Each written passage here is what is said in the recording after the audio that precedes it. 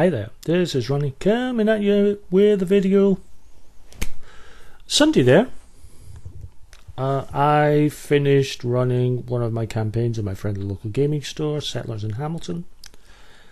And it was a game using the True20 rule system and the Lux Aeternum campaign setting. For those who have never seen it, never heard of it, Lux Aeternum is essentially Musketeers in space. It's got that whole swashbuckle political intrigue thing going down, but set in the future.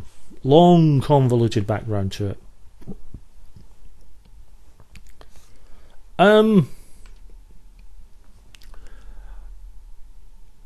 The adventure was titled, the campaign was titled Honorum Reginae, which is Latin. It translates loosely to the honour of queens, and there was an awful lot of sort of political skullduggery, mostly for the fact that two of the characters were diplomats.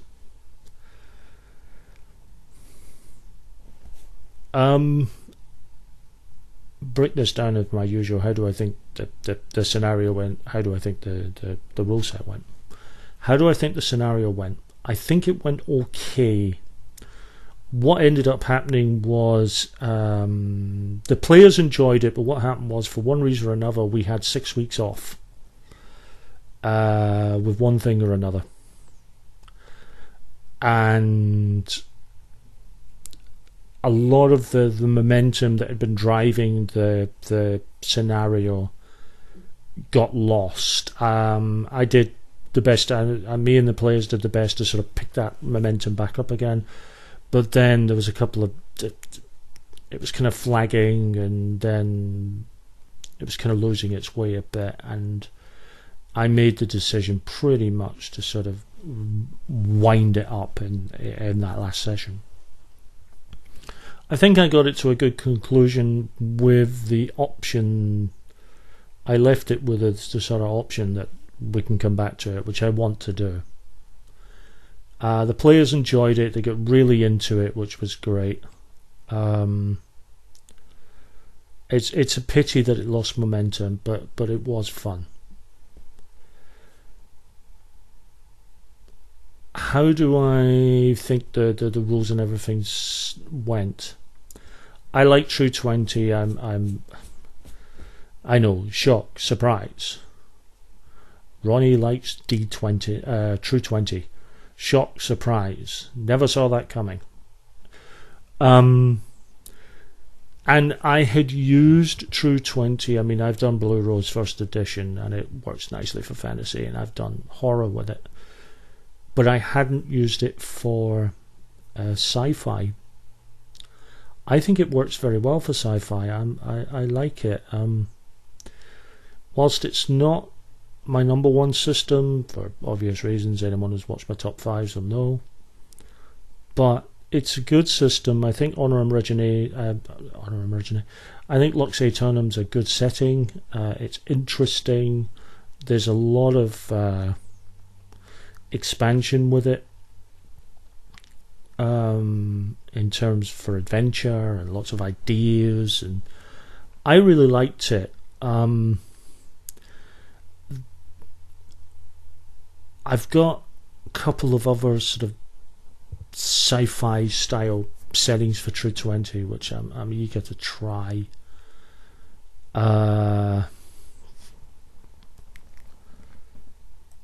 You know, it's not all sort of. I'm trying not to do just nothing but horror.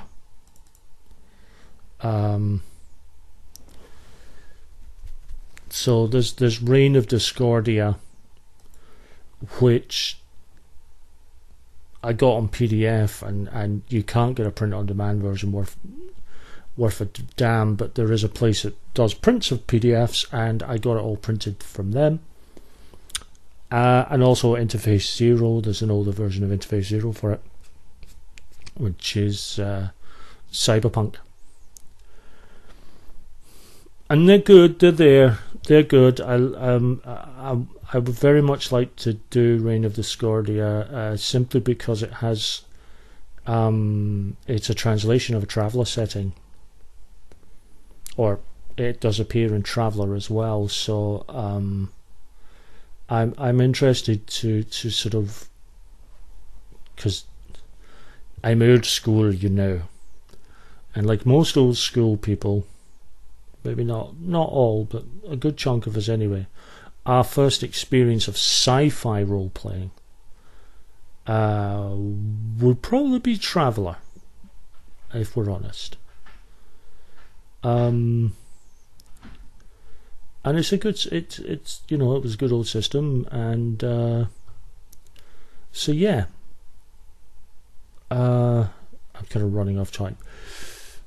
I think it works. True20 works very well for sci-fi, and I'm looking forward to running it again. Be it Reign of Discordia, certainly Lux Aeternum I'll be running again. The next thing I want to do with True20 is the other thing I got printed out from Print by PDF is the Imperial Age. The True20 edition of the Imperial Age, which is it's steampunk. It's you're sort of playing in Victorian times. It's steampunk, and it allows you to add elements such as magic, if you so wish it, or powers, and sort of more fantastical edges, you know, sort of mysticism and so on.